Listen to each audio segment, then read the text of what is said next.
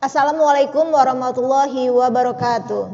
Hai Tribuners, jumpa lagi dengan saya Gustina Asmara dalam program Smart Woman.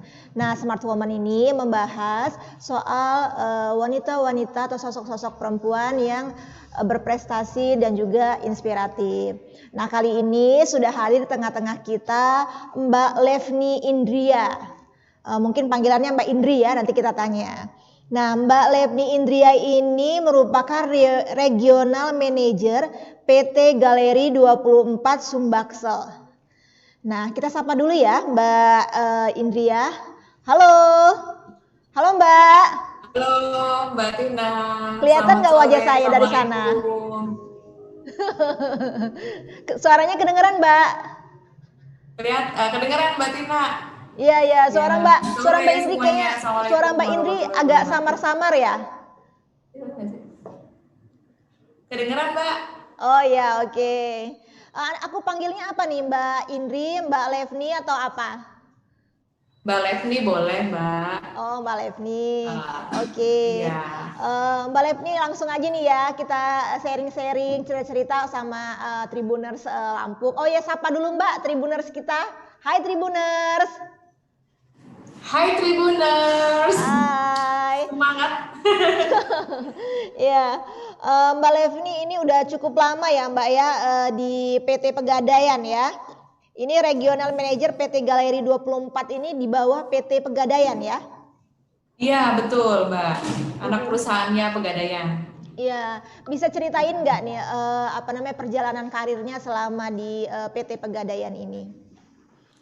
Iya, saya di Pegadaian itu mulai tahun 2010. Itu startnya waktu itu di Bogor sampai tahun 2012. Lalu saya pindah ke Depok, masih Jawa Barat. Itu 2012 sampai 2016. Sebelum akhirnya saya ke Lampung. 2016 sampai 2018 sudah di Lampung nih Mbak. Sebagai pengelola unit di Pegadaian. Lalu 2018 didirikanlah anak perusahaan yang namanya Galeri 24 yang bisnisnya itu di bisnis perhiasan logam mulia. Nah, di situ saya mulai di Galeri 24, waktu itu sudah pindah ke Kedaton. Lalu 2019 ada perubahan struktur organisasi, lalu saya masuk ke Regional Manager dari 2020 sampai sekarang ini. Itu sih. Jadi terakhir ini ya saya penugasan di anak perusahaan. Ya jadi udah berapa tahun itu ya kerjanya? 12 iya. Tahun. Lumayan lama ya. Itu mungkin dari pertama berkarir mungkin belum menikah kali ya Mbak ya? Iya, belum boleh. Jadi waktu itu ikatan dinas dulu 1 tahun, tidak boleh menikah dari awal pegawai sampai sekarang. Oh, lumayan lama ya. Apa sih Mbak suka dukanya selama bekerja di PT Pegadaian ini? Kalau di Pegadaian itu mungkin boleh dibilang banyak sukanya ya Mbak ya, karena memang bisnis Pegadaian ini kan dekat sekali dengan masyarakat. Banyak yang bisa ilmu lah yang saya dapat lah. Itu kan dari sesama teman dalam tim, terus menghadapi nasabah dan lain-lain. Dukanya paling kalau buat ibu-ibu deg-degan aja setiap kita ada SK gitu kan, aduh kemana nih gitu kan. Oh gitu ya. Kencengan doa gitu kan, kita BUMN kan, jadi kita harus open minded menerima bahwa kalau perusahaan membutuhkan ya kita harus siap gitu kan. Doanya mana yang lebih kencang kayak gitu sih. Kita mengimbangi tugas kewajiban kita sebagai karyawan yang menjadi pilihan kita, dan yang pastinya kewajiban kita sebagai ibu di rumah gitu kan. Itu sih mungkin karena di titik tertentu ya jadi tantangan tersendiri, tapi alhamdulillah sih sampai detik ini ya bisa disolusikan semuanya. Pernah tim yang kuat. Iya benar harus itu kayaknya. Itu sih Mbak. Oh ya Mbak, pernah nggak ngadepin komplain gitu dari nasabah? Iya, komplain nasabah ya pernah sih. Kalau dibilang sering nggak juga gitu kan. Karena kan komplain itu kan termasuk layanan after sales ya Mbak ya, bagian dari pekerjaan kita. Dari awal kita mengenalkan produk sampai selesai, yaitu bagian dari pekerjaan. Biasa sih cara ngadepinnya kalau saya sih gini, kita kan harus jadi pendengar yang baik. Oh ya. Kita harus menunjukkan keberpihakan juga sama customer kita, apa sih masalahnya gitu kan, apa yang membuat dia kecewa, dan harus juga kita berorientasi pada solusi. Selama ini sih ya alhamdulillah gitu kan, bukan nggak ada komplain. Nah setiap ada masalah seperti itu ya kita selesaikan dengan baik-baik, dicari titik temunya, ya alhamdulillah bisa diselesaikan. Gitu kan. Ada aja kan permasalahannya kan, karena kan ada harapan nasabah seperti ini.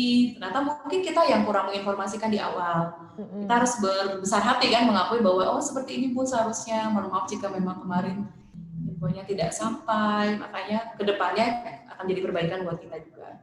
Jadi nggak boleh cepat emosi ya? Iya, nggak boleh. Kalau yang komplain marah ya. Nggak bisa kayak gitu ya.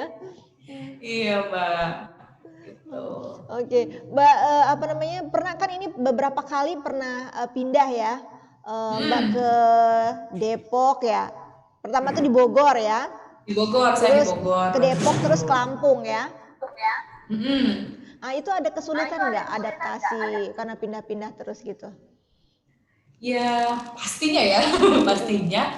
Jadi setiap daerah itu kan beda culture-nya. Iya benar. Tim yang sudah terbentuk, kita jadi anak baru lagi gitu kan. Jadi memang ada keseruan tersendiri gitu kan. Terutama di posisi sekarang sih Mbak. Jadi yang biasanya kita hanya cuma menghadapi hal lingkup yang kecil gitu kan. Lalu saya kemarin ditugaskan di perusahaan yang raksasa ya. Jadi udah dari top bottom gitu kan. Sekarang perusahaan ini baru langsung tumbuh. Tantangannya juga beda gitu kan. Saya adaptasinya lagi yang merubah pola pikir saya juga bahwa perusahaan ini baru mau tumbuh nih, berkembang. Jadi saya harus apa? Itu keseruan tersendiri sih. Mengelola tim dengan lokasi yang jauh ya. Saya sampai kalau ini jadi dibuka sampai Lubuk Linggau. Sampai Jambi. Sampai Palembang ya. Makanya itu bagaimana normal ya. Jadi itu bagaimana kontrolnya, Mbak? Tapi seru sih selama memang orientasi kita memang pasti kita bisa sih ya pekerjaan ini sudah sesuai dengan kadarnya, insya Allah satu persatu dijalani. Oh iya, itu kalau dibawa asik aja ya. Oh iya. udah pilihan ya. Pilihan, jadi kita harus tanggung paketannya ya. Iya benar-benar. Tapi kan kalau perempuan ini kan kadang-kadang ada terkendala ya Mbak ya, namanya sebagai ibu, sebagai istri gitu. Nah ini bagaimana cara Mbak Lev nih membagi waktu antara keluarga, pekerjaan? Iya, pastinya risiko ya Mbak ya, apalagi kalau di kondisi terakhir. Mungkin pekerjaan masih bisa kita selesaikan di rumah karena kita bukan di operasional lagi. Cuma lingkupnya luas sekali, daerah yang dipegang sangat luas ya Mbak. Jadi membutuhkan kita harus 1 minggu di sini, 1 minggu di sana. Otomatis ada kompensasi Mbak. Di situ anak-anak pasti harus kita tinggal ya. Apalagi benar banget itu kayak mana itu. Sekolah daring ini luar biasa tantangannya. Bagi ibu pekerja sebuah tantangan yang luar biasa gitu kan. Karena waktunya anak didampingi kita nggak ada gitu kan. Tapi itu sih Mbak, butuh komitmen sih di awal, termasuk dengan anak, termasuk dengan anggota keluarga yang lain. Jadi kondisinya seperti ini. Bagaimana kita bisa melakukan hal-hal yang udah orang lakukan gitu kan? Maka kita harus bikin schedule Mbak, komit. Saya harus menjadi, kalau saya kan bilangnya saya karyawati ke anak-anak saya harus berprestasi di kantor saat saya meninggalkan kalian. Tugas anak-anak sekolah, pulangnya kita mereview Mbak. Quality time yang paling saya senang itu saat kita memang saling mereview kegiatan kita hari itu. Jadi apa nih yang belum? Tadi kamu ngapain gitu kan? Aku tadi dapat ini, aku pengen ini. Jadi semua kita obrolin di situ. Ternyata intinya kan quality time ya Mbak ya. Saya memang kekurangan waktu, punya utang banyak gitu kan, karena banyak di luar gitu kan. Tapi ternyata kita harus menyamakan, walaupun masih anak-anak kita ajarin untuk menyamakan persepsi, bahasanya anak-anak lah ya, kita putar-putar gitu kan, biar dia paham bahwa kondisi ini bukan kondisi emang nggak ideal buat dia, tapi kita harus apa? Karena kita gini Mbak, karena saya emang kurang suka ke mall, jadi saya selalu bikin planning sama anak-anak, kita menabung waktu, menabung biaya, kita mau kemana? Misalnya kalau keluar kita misalnya, ayo kita ke alam, misalnya ke Bromo. Yang penting kan waktunya harus direncanakan. Berarti kita nggak mesti setiap weekend keluar, karena kita nggak bisa. Kita nggak mesti setiap minggu harus ke mall gitu kan. Tapi kita akan cari kualitas yang kita semua lepas dari aktivitas untuk membayar semua yang hutang waktu ya, hutang cerita, hutang pengalaman. Nah itu biasanya akan saya recharge di saat kita sama-sama dengan keluarga. Mbak Lev ini Mbak Lev ini anaknya usia berapa nih? Saya punya 2 putri. Oh, cewek ya dua-duanya. Usianya itu untuk kelas 3, untuk usia kelas 3 SD. Yang satunya kelas 1 baru masuk. Masih butuh perhatian besar ya dari orang tuanya ya. Perempuan lagi kritis. Iya, mana perempuan lagi dua-duanya ya. Betul sekali. Kalau dari suami sendiri bagaimana Mbak? Support ya Mbak ya, jadi kan ini kan pilihan, kita semua harus berjalan, maka ya semua dijalani dengan tulisannya. Berbagi tugas, makanya kita butuh tim yang solid ya Mbak ya, dari keluarga yang lain, dari tim, mungkin saya butuh dibantu pengasuh yang punya komit yang sama gitu kan, karena kita ini juga kan harus yang bisa perpanjangan tangan ya, dari kita saat kita nggak di rumah gitu kan. Itu sih Mbak. Gitu. Jadi semua bisa jalan karena nggak mungkin bisa kita pegang semua kan. Benar. Kita butuh bantuan, butuh tim yang bisa bantu kita. Orang tua juga ada di sini? Nggak ada Mbak. Jadi orang tua tidak ada, sudah nggak ada semua. Jadi kita fighter bersama suami ya. Ya, jadi anak-anak ya harus menerima kondisi seperti ini. Dan alhamdulillah mereka menyesuaikan. Jadi ya udah menikmati yang kondisi yang ada dan seru juga gitu kan, anak-anak merasa kehidupan ya biasa aja gitu kan. Artinya ada banyak, karena kita suka ngobrol ya bang, anak cewek-cewek ya, jadi bisa hal apa-apa tuh ya mereka jadi masuk ke kehidupan saya jadi mengerti gimana kehidupan anak, beda dengan sekolah kita dulu pastinya kan ya. Iya mereka lebih banyak dengar, dipeluk dan ya itu deh. Terus Mbak Lev ini seminggu ya, ini muter-muter ya? Seminggu di Bandar Lampung, seminggu di kota lain gitu? Bisa juga seperti itu Mbak. New normal ini kan sudah mulai, karena kan sekarang lagi ekspansi. Kebetulan kita lagi kejar banyak buka outlet. Ini kan ada 10 yang dibuka gitu kan. Pelan-pelan sudah mulai jalan di Metro, sudah Batu Raja, akan buka lagi di Palembang dan nanti Lubuk Linggau. Ya kita pasti nanti roadshow lah ya, jalan-jalan. Mengunjungi, tapi nggak seminggu sekali juga, karena kan di sana ada kantor-kantor yang ini perwakilannya di sana. Lampung ini yang pertama, galeri 24 ini di Lampung yang pertama atau bagaimana? Kalau di Lampung ini pertama di Kedaton, kedua di Teluk Betung, ketiga di Metro. Kalau seluruh Indonesia kan kita buka udah angkatan pertama sih dari 2018. Oh, oke. Kan sini Mbak baru buka lagi di Lampung, ketambahan lagi, Palembang tambah lagi gitu kan. Karena kan satu provinsi satu. Oh, oke. Semakin berkembang, alhamdulillah bertambah luas wilayahnya gitu. Itu jam kerjanya seperti apa Mbak kalau di sana? Kalau jam kerja normal sih, jam kerja normal jam 8 sampai jam 4 gitu kan. Cuma karena memang saya kan tidak di layanan ya, dia kan kita di bagian back off. Jadi ya mau meeting malam, mau ada apa ya tetap kita lakukan gitu kan. Iya. Jadi terikat jam itu sih. Sabtu Minggu libur ya? Sabtu masuk setengah hari, Minggu libur. Oh, oke. Terus ada perubahan sistem kerja atau cara kerja selama pandemi corona ini enggak? Oh iya Mbak, ada sih pembatasan juga, standar ya. Kalau yang waktu kerja di new normal memang tidak dikurangi, udah mulai bulan ini kan. Kemudian standar protokol kesehatan, itu aja sih. Cuma kalau sistem kerja kan sekarang kita meeting-meetingnya kan semua sama ya. Kita sudah gitu kan. Mungkin perjalanan dinas juga masih terbatas gitu sih. Aja karena memang yang dibutuhkan kunjungan maka memang selektif banget untuk jalan. Kalaupun jalan sekarang masih darat Mbak. Yang terjangkau dengan perjalanan darat ke Palembang sekarang easy ya, gampang ya.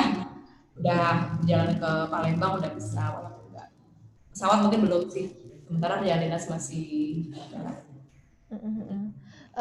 Mbak ini kan Sesumbaksel ya ininya apa namanya kawasan tanggung jawabnya ya. Iya, Mbak Tina. Apa nih kesulitannya, Mbak? Kesulitannya ya, kesulitan Ini besar ya susu baksel ini. iya, sebesar saya. Wilayahnya luas banget gitu kan. Tapi mungkin yang perlu kita sikapin adalah gimana cara berkomunikasi sih Mbak. Karena kan nggak mungkin jangkauan itu sampai semua ke tangan kita gitu kan. Gimana kita mengevaluasi teman-teman yang jauh gitu kan, mengontrol gitu kan, memotivasi gitu kan. Nah, Pertama ya kan itu. teman-teman di Palembang kan yang lebih dulu red zone ya saat itu kan, gimana mereka Iya, benar. survive, tetap semangat masuk kerja, tetap gimana caranya kita produktif gitu kan. Itu sih Mbak, jadi memang aktivitas banyak kita lakukan di online.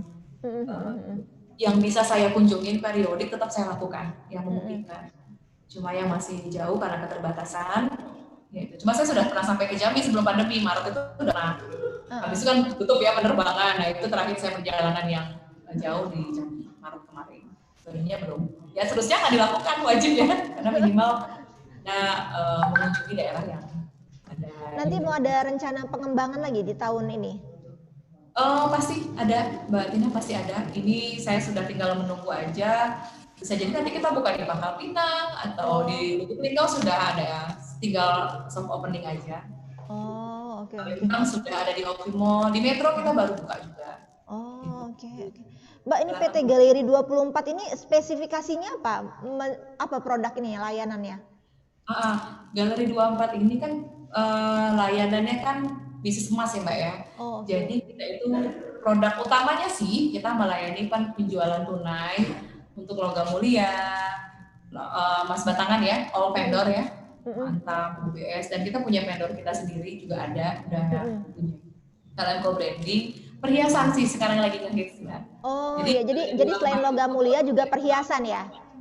Perhiasan, jadi ada toko emasnya lah istilahnya kan di Pegadaian, itu punya Galeri 24. Yang outlet kita kan Selindo nih, jadi kalau kita beli emas tuh kadang mau jual lagi ke tokonya gitu kan.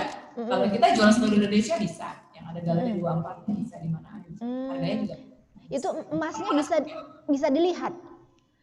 Kenapa Mbak? Emasnya bisa dilihat di tokonya gitu? Bisa, ada di display. Di display ada, di IG kita juga ada. Selama pandemi memang kita banyak di medsos. Jadi karena layanan kan dibatasi ya, kemarin makanya kita bikin official Instagram, maka akan kita kasih katalog di sana, nasabah bisa bertransaksi. Tetap Oke. Barangnya juga ada di display. Apa bedanya dengan toko emas yang ada di pasar? Kalau secara prinsipnya kan, sementara kan ada barang-barang dari vendor nasional ya Mbak ya, merek-merek tertentu yang kita juga ambil langsung dari vendornya. Dan kita juga punya perhiasan sendiri dari pabriknya Galeri 24 gitu kan. Kalau harga saya bilang pricing hampir sama aja Mbak. Model ya boleh lah, kalau kami menangnya kan karena kita ambil, karena kan kalau di toko kan milik perorangan ya. Kalau kami kan milik BUMN, ya mungkin kami bisa dapat barang lebih banyak dan harga mungkin bersaing lah ya. Keunikannya adalah di harga jual kembalinya. Kami menghitung harga jual kembali itu sesuai dengan harga saat ini. Ini harga luar biasa ya. Udah hampir menyentuh 1 juta hari ini. Iya, 1 gramnya.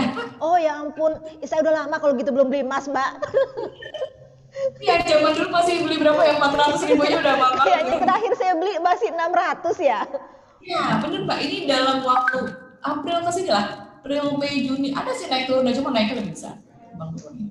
Jadi benar-benar investasi yang, jadi orang kalau di galeri itu nggak perlu ragu, mau beli LM boleh, beli perhiasan oke, karena semuanya kita anggap sebagai barang investasi. Suatu saat dijual pun akan kita hitung sesuai dengan harga fair hari ini. Jadi kan kalau bukan potongan per gram ya Mbak ya, bukan potongan per persentase, tapi mengikuti harga saat ini. Seperti logam lah perlakuannya. Oh oke. Jadi inilah hampir ya nggak beda-beda lah dengan di pasar lah ya gitu ya. Iya, kalau lagian kan kalau kita di kantor kan kita ada edukasi, bisa konsultasi. Mungkin bedanya kalau di toko emas persamaannya adalah sama-sama jual perhiasan.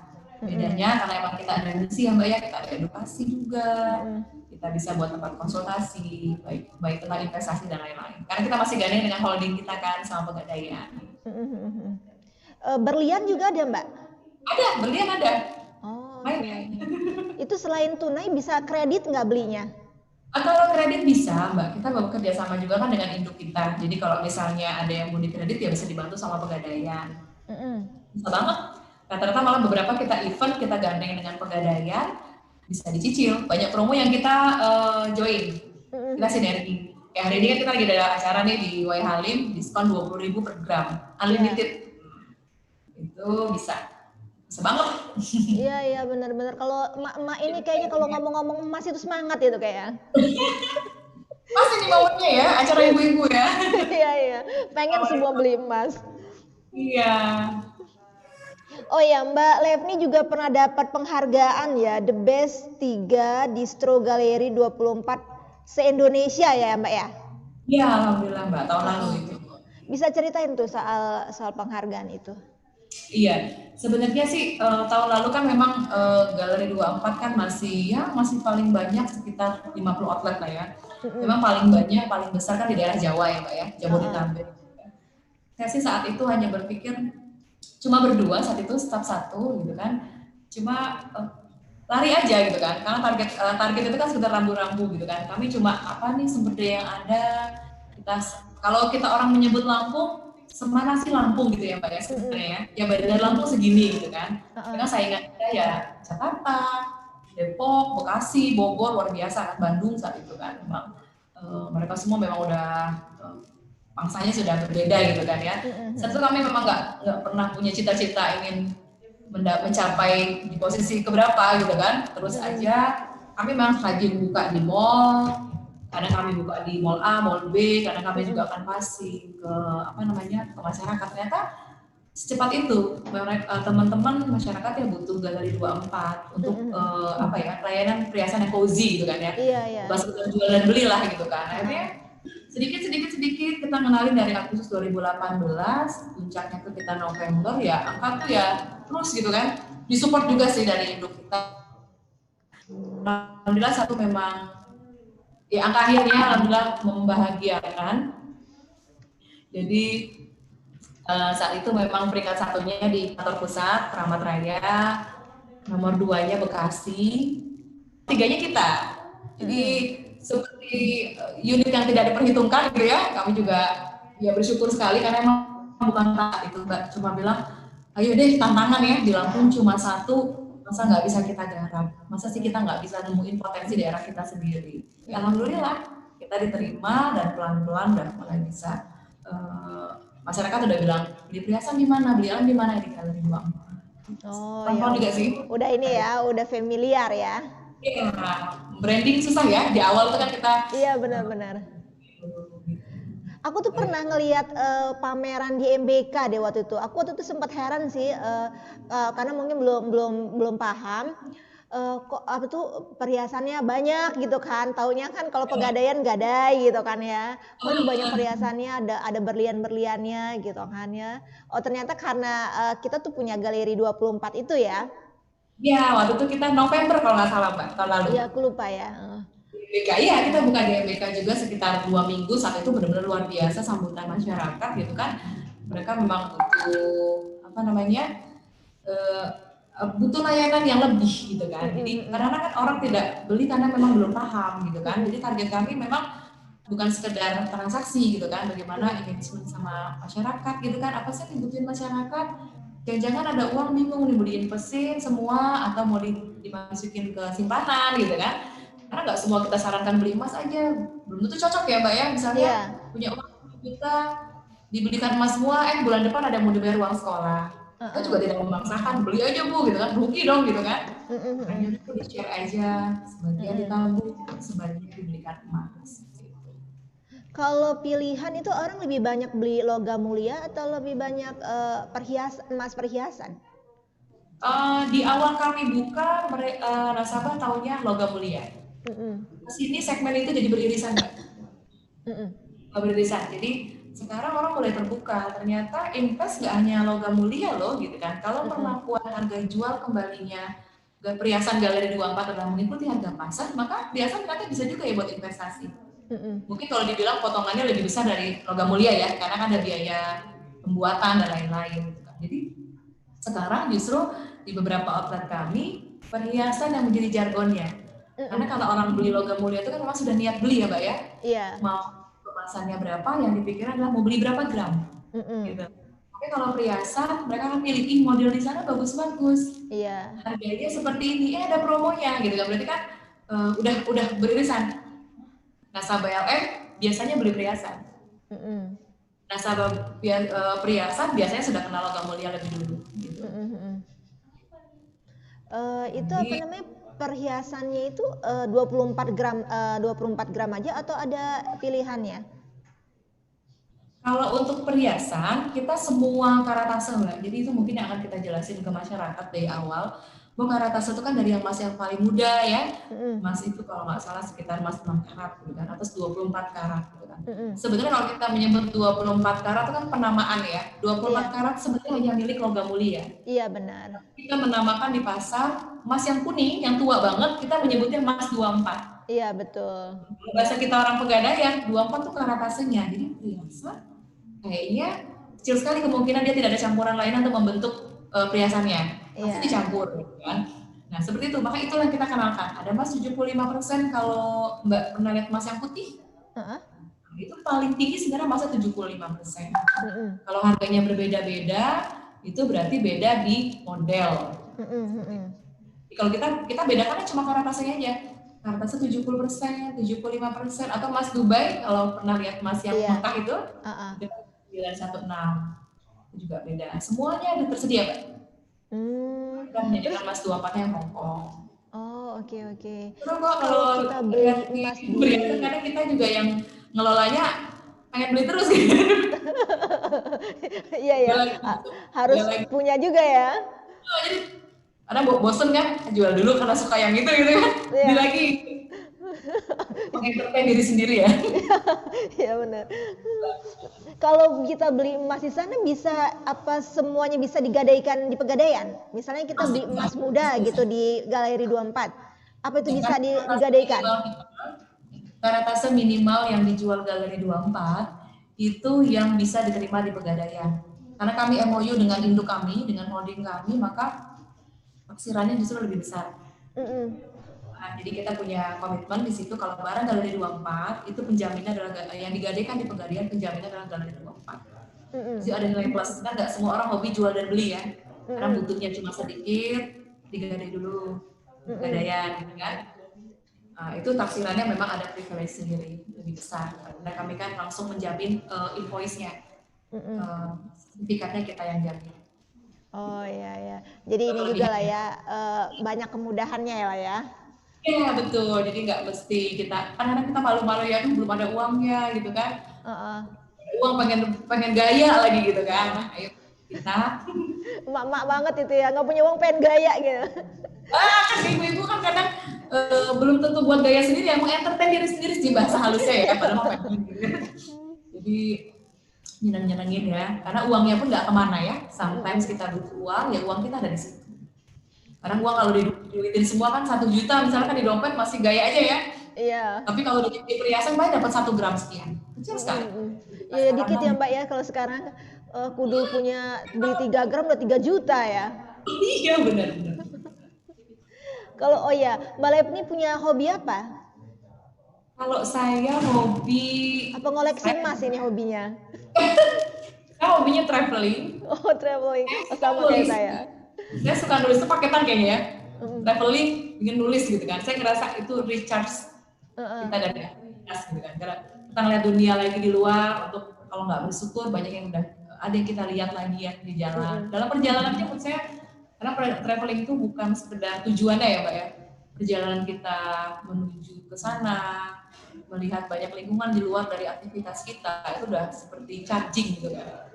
Nah itu bisa saya melibatkan keluarga gitu. Ayo kita sama-sama lihat itu. Jadi saya suka menulis apa aja gitu.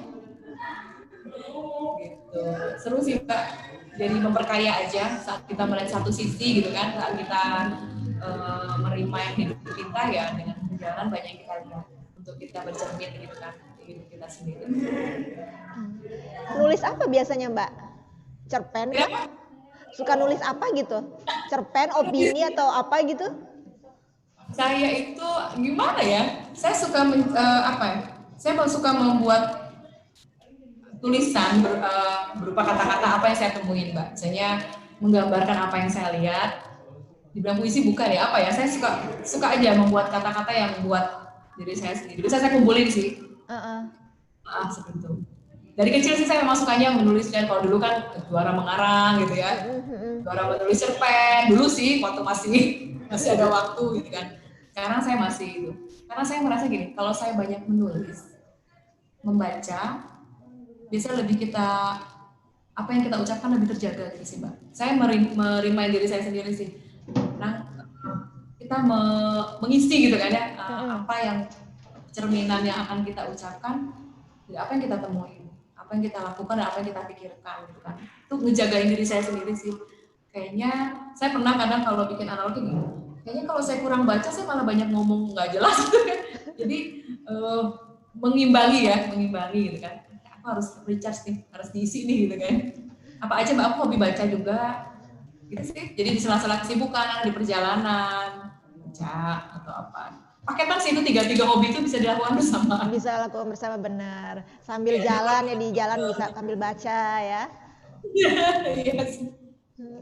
Oke Mbak Levni, kita udah mau masuk ini segmen terakhir. Nih kira-kira apa nih bisa pesan yang bisa Mbak Levni berikan untuk perempuan-perempuan di Lampung dan Indonesia ya? Iya, apa ya? Saya sih kalau dibilang, saya hanya bisa menyampaikan, kalau dibilang ini inspiratif mungkin belum sampai ya Mbak ya, pengalaman saya juga belum banyak. Cuma mungkin saya hanya sekedar berbagi semangat gitu kan kepada ibu yang punya aktivitas baik di rumah atau di luar gitu kan. Artinya tinggiin cita-cita kita gitu kan. Karena pengorbanan yang kita lakukan atas pilihan kita itu kan besar kompensasinya. Jadi mencapai keseimbangan itu susah ya Mbak ya. Mencapai keseimbangan itu susah. Tapi kalau kita hitung-hitungan apa ya, kalkulasi matematika usia kita, apa sih yang bikin kamu senang? Biasanya kita senang saat kita bermanfaat. Bermanfaat itu kan di mana aja ya Mbak ya. Iya betul. Puaskan aja diri kita mau apa gitu kan, di hal yang positif. Karena begitu itu menjadi apa ya, menjadi inspirasi, kemudian menjadi apa, penyemangat buat orang lain, ada kepuasan tersendiri gitu kan. Masuk buat di rumah, karena kita pun membutuhkan kan. Kadang kita justru disemangati dengan melihat orang lain. Ada strumnya ya, kalau orang itu effortnya semangat, kita tuh ikut gitu kan. Alangkah senangnya kalau kita jadi orang itu, jadi orang yang menyemangati itu gitu kan. Bertalian ya Mbak ya, kita membutuhkan, maka coba sih kita yang menciptakan sendiri, siapa tahu ini bermanfaat buat orang lain. Karena buat saya melakukan sesuatu yang menenangkan, kita nggak tahu doa orang yang mana sih dikabulin gitu kan. Iya betul. Kita tahu kita nggak terlalu baik, mungkin ibadah kita juga nggak terlalu bagus. Kebaikan mana yang kita nggak sadari yang menjadi doa orang lain yang membuat kita bisa seperti sekarang saat ini. Gitu aja sih. Invest aja dulu gitu kan. Ini ngomongin invest emas apa invest kebaikan gitu ya. Jadi jalanin, saat kita berpikir ini easy, maka masalahnya nggak ada gitu. Masalah sih gitu ya, cuma ayo dong ibu-ibu, kita madrasah hebat sekali loh kita gitu kan. Saat kita dikasih posisi yang tinggi, ayo kita harus sesuai gitu kan. Ayo, saya keren, maka orang di sekitar saya harus keren, anak saya harus bisa lebih dari kita. Ayo kita lakukan, karena kebaikan itu seperti hukum kekekalan energi ya Mbak ya. Mungkin kita menabung saat ini, belum tentu balik ke kita, ya Allah mudah-mudahan balik ke keluarga atau ke anak. Itu aja sih. Semangat perempuan Lampung dan Indonesia. Mbak Tina juga ya. Iya. Oke Mbak Levni, terima kasih banyak sudah sharing sama kita.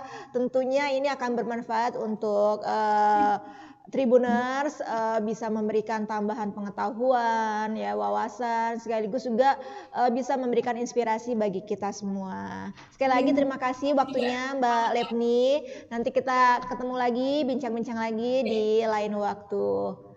Oke, terima kasih. Wabillahi taufiq wal hidayah. Wassalamualaikum warahmatullahi wabarakatuh. Waalaikumsalam warahmatullahi wabarakatuh. Terima kasih.